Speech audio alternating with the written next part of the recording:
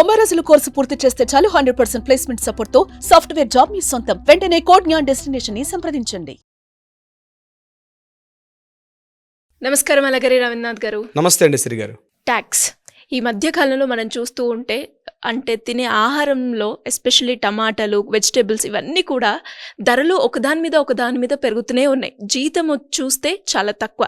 నిత్యావసరాలని, saving అని ఇవన్నీ మనం పెట్టుకున్నా కూడా ఇప్పుడు సెంట్రల్ గవర్నమెంట్ నుంచి కూడా ఒక వార్తనైతే మనం వింటూ ఉన్నాం. మనం ఉండే ఏదైతే రెంట్కుంటామో దాని మీద ట్యాక్స్ పే చేయాలి అని. అసలు దీన్ని ఏ విధంగా మనం చూడాల్సిన అవసరం ఉందంటారు? అంటే ఇప్పుడు ఏరియా బట్టి మనకి ఆ ట్యాక్స్ అనేది డిఫర్ అవుతూ ఉంటుందా? దీని గురించి ఒకసారి డీటెయిల్డ్గా సార్. రీసెంట్గా కేంద్ర ప్రభుత్వం తీసుకున్నటువంటి ట్యాక్స్ ఏదైతే ఉందో, ముఖ్యంగా అద్దె ఇళ్లలో ఉండేవారికి అద్దె ఇల్లు ఉన్నటువంటి ఓనర్స్ మీద, అంటే ఎవరైతే ఓనర్స్ తమ ప్రాపర్టీని రెంట్కి ఇస్తారో ఆ ప్రాపర్టీ ఎంతైతే రెంట్కి ఇచ్చారో దాని మీద కూడా ట్యాక్స్ విధిస్తాము అని చెప్తూ ఇంతకుముందు ఉంది. దీని మీద గట్టిగా చర్యలు తీసుకుంటాం, ఖచ్చితంగా ఆ అద్దె ఏదైతే ఉందో అద్దె మీద కూడా ట్యాక్స్ వసూలు చేస్తామని చెప్తూ సెంట్రల్ గవర్నమెంట్ ఏదైతే ట్యాక్స్ తీసుకొస్తుందో దీని మీద సర్వత్రా నిరసనలు అయితే పెళ్ళిబుగుతున్నాయి. ప్రధాన కారణం ఏంటంటే ట్యాక్స్ సిస్టమ్ అనేది ఏదైతే ఉందో, ఇంతకుముందు ఒక ప్రాపర్టీ అపార్ట్మెంట్లో ఫ్లాట్స్ కావచ్చు, లేకపోతే ఇండిపెండెంట్ హౌస్ కావచ్చు, కమర్షియల్ ప్రాపర్టీస్ కావచ్చు, ఏ టైప్ ఆఫ్ ప్రాపర్టీ అయినా ఏదైతే మనం రెంటల్ తీసుకుంటున్నాం రెంటల్ మీద కూడా ట్యాక్స్ వసూలు చేస్తాం. అది 18% లేదా దాన్ని కూడా జిఎస్టీ అండర్లో తీసుకుని రావడం 18 to 22% వరకు ట్యాక్స్ వసూలు చేస్తామని చెప్పి కేంద్ర ప్రభుత్వం నిర్మలా సీతారామన్ గారు ఏదైతే ఆర్థిక శాఖ మంత్రి గారు ఈ మధ్య ప్రకటించారో దాని మీద కొన్ని రకాల విభిన్న అభిప్రాయాలు అయితే మాత్రం వ్యక్తమవుతున్నాయి. ట్యాక్స్ సిస్టమ్ అనేది ప్రపంచంలో ఎక్కడ కూడా లేనంత ట్యాక్స్ సిస్టమ్ అనేది భారతదేశంలో ఉంది. 28% అన్న ట్యాక్స్ అనేది భారతదేశంలో మాత్రం, ప్రపంచంలో ఏ దేశంలో కూడా ఇంత ట్యాక్స్ అనేది ఎక్కడ లేదు, ఒక్క ఇండియాలో తప్ప. అంటే జిఎస్టీ ఎప్పుడైతే వచ్చిందో మార్నింగ్ లేచి మనం తిన్న ఇడ్లీ దగ్గర మొదలు పెడితే, ఒక హోటల్కి వెళ్ళి ఇడ్లీ తిన్నాం అనుకోండి, ఇడ్లీ తిన్నామంటే అక్కడికి వెళ్తే వాడి ప్లేట్ ఇడ్లీ 40 రూపీస్ 50 రూపీస్ అంటే దాంట్లో 2.5% ఎస్జీ అంటే స్టేట్ గవర్నమెంట్ ట్యాక్స్, ఇంకో 2.5% ఉంది సెంట్రల్ ట్యాక్స్తో మొదలైతే తాగే మంచినీళ్ళు, వాడే ఉప్పు, పెట్టుకున్నటువంటి మొహన రాసుకునే టాల్కమ్ పౌడరు, రాసుకున్న క్రీమ్ మొదలుకొని ఇంకా చెప్పకూడదు కానీ మనం బాత్రూంలోకి వెళ్తే వాడుకునే నీళ్ళతో సహా ట్యాక్స్ అనేది సెంట్రల్ గవర్నమెంట్ ఈరోజు విధించడం చాలా ఇబ్బందికరమైన పరిస్థితి ఎదుర్కొంటుంది. సిస్టంలోనే కరెక్ట్ లుసుగులు ఉండేటప్పుడు ఆ సిస్టమ్స్ లుసుగుల్ని అవి ముందు క్లియర్ చేయకుండా ట్యాక్స్ వసూలు చేయడం ఏదైతే విధానం ఉందో ఇది మాత్రం తొందరలోనే సెంట్రల్ గవర్నమెంట్ దీని మీద ఒక నిరసన ఎదుర్కొనే అవకాశం అయితే ఉంటుంది. మనకు తెలియకుండానే మన తొడపాశం బట్టి మన గిల్లి వీపు మీద జోజో కొట్టినట్టుగా ఉంటుంది సెంట్రల్ గవర్నమెంట్ యొక్క పరిస్థితి. ట్యాక్స్ ఇంత దారుణమైన ట్యాక్స్ విధానం ఉంది. బహుశా చెప్తుంటే సిగ్గుచేటు. ప్రతి చోట ప్రొఫెషనల్ ట్యాక్స్ అయితే ప్రొఫెషనల్ ట్యాక్స్, ఇన్కమ్ ట్యాక్స్ అయితే ఇన్కమ్ ట్యాక్స్, మనం తింటున్న ఫుడ్లో కానీ మనం వాడుతున్నటువంటి మన ప్రతి వస్తువులో కూడా మనకు తెలియకుండా సంపాదనలో ఎంతో కొంత ఇన్కమ్ అనేది ట్యాక్స్ రూపంలో పోతుంది. చివరికి ఎలా అయిపోయిందంటే సగటు ఒక మధ్యతరగతి వ్యక్తి తను సంపాదిస్తున్న జీవితంలో సంవత్సరానికి ఏడాదిగా 12 నెలలు పనిచేస్తుంటే తెలియకుండానే 4 నుంచి 5 నెలల పాటు అంటే 40 to 50% ఏదైతే తన ఇన్కమ్ వస్తుందో ఆ ఇన్కమ్ టోటల్గా ట్యాక్స్లు కట్టడానికే సరిపోతుంది. కేవలం ట్యాక్స్లు కట్టడానికి కోసం పనిచేస్తున్న ఈ విధానం ఏదైతే ఉందో చాలా అభ్యంతరకరంగా అయితే ఉంది.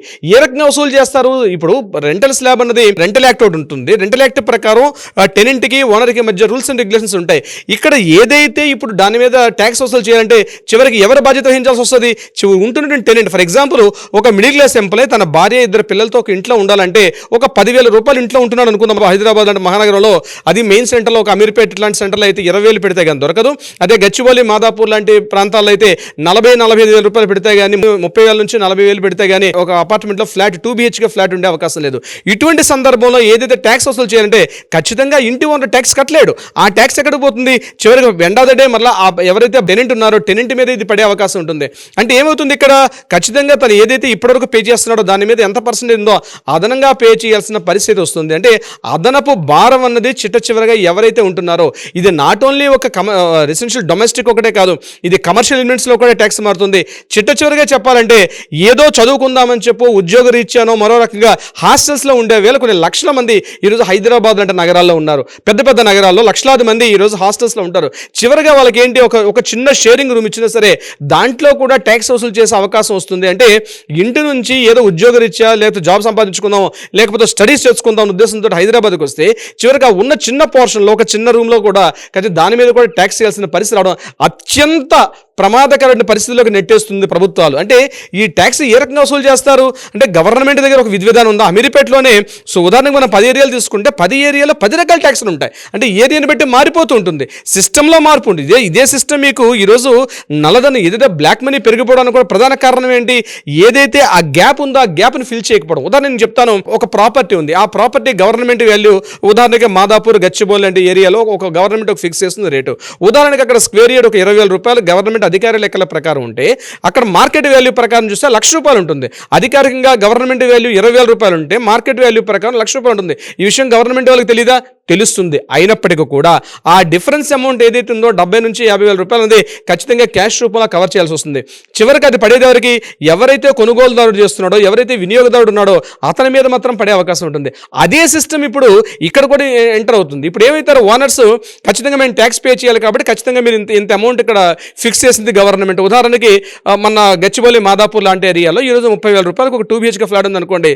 ఎప్పుడైతే గవర్నమెంట్ స్లాబ్ సిస్టమ్ ఎంటర్ అవుతుంది ఇక్కడ, ఈ ఎంటర్ అయిన తర్వాత గచ్చిబౌలి మాదాపూర్లో గవర్నమెంట్ వాల్యూ ప్రకారం ఇక్కడ 20,000 రూపాయలు ఉండాలని గవర్నమెంట్ ఫిక్స్ చేస్తుంది.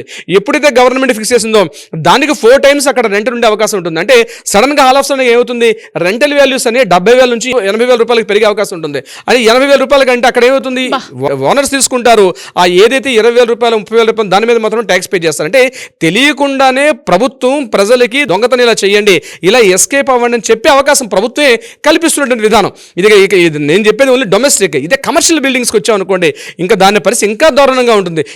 ఒక చిన్న షెడ్ పెట్టుకొని ఒక నెట్ సెంటర్ పెట్టుకుందాం అనుకున్నా, లేకపోతే వేరే చిన్న వాణిజ్య కార్యకలాపాలు చేసుకుందాం అని చెప్పి కమర్షియల్ లిమిట్స్ చిన్న రూమ్ తీసుకుని ఒక చిన్న షట్టర్ తీసుకున్న అమాంతంగా పెరిగే అవకాశాలు ఉంటాయి. అంటే ఆల్రెడీ ఇప్పటికే మూలిగా నక్క మీద తాటంగా పడినట్టుగా ఇప్పటికే పెరుగుతున్న ధరలు కావచ్చు, నిత్యావసర వస్తువుల ధరలు, వీటన్నిటితో ఇది అదన భారంగా పడే అవకాశం అయితే ఉంటుంది.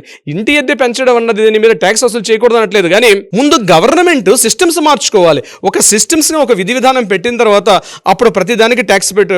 ఇప్పుడు ఉదాహరణ చెప్పాలంటే గుడి మెట్లు ఎక్కుతుంటే ప్రతి మెట్టు కూడా ఒక ట్యాక్స్ కట్టే విధానం వచ్చే పరిస్థితి దాపురించింది ఈరోజు ప్రభుత్వం తీసుకున్న చర్యలు ఏవైతే ఉన్నాయో. అంటే ఈ సిస్టమ్ ఏదైతే ఉందో సిస్టంలో లోపభూయిష్ట విధానం ఉన్నంతకాలం ఇటువంటివి ఖచ్చితంగా ఇంప్లిమెంట్ చేయాలి. అంటే ఏ రకంగా చేస్తారు అవి అంటే ఎండ్ ఆఫ్ ద డే ప్రతి విషయంలో కూడా ధరలు పెరిగే అవకాశం ఖచ్చితంగా కనిపిస్తుంది. ఇంటి అద్దె మీద ట్యాక్స్ వసూలు చేయడం ఏదైతే ఈ యొక్క ఆలోచన ఉందో ఇది డెఫినెట్గా కూడా ఎవరు కూడా ఆహ్వానించట్లేదు. దీని మీద ఖచ్చితంగా ప్రభుత్వ యంత్రాంగం చర్చలు పెట్టాలి. సామాజిక కార్యకర్తలు కావచ్చు, మేధావులు కావచ్చు, అందరూ కూర్చొని దీని మీద ఒక చర్చలు చేస్తే కానీ, లేకపోతే పెరిగే ధరలకు తోడు ఈ పెరుగుతున్న ధరలకు ఆకాశం అంటున్న ధరలకు పోలుస్తూ ఉంటే మధ్యతరగతి వ్యక్తి ఎప్పుడు అందుకోవాలో తెలియదు, కానీ ఈలోగా వాడి జీవితం, వాడి ఏజ్, వయసు అంతా కూడా నాశనం అయిపోయి చివరిగా ఎందుకు పనికి రాకుండా పౌడుగా మిగిలిపోతున్నాడు ఈరోజు సామాన్య మానవుడు. True sir, great information. Thank you so much. Thank you so much Siri గారు.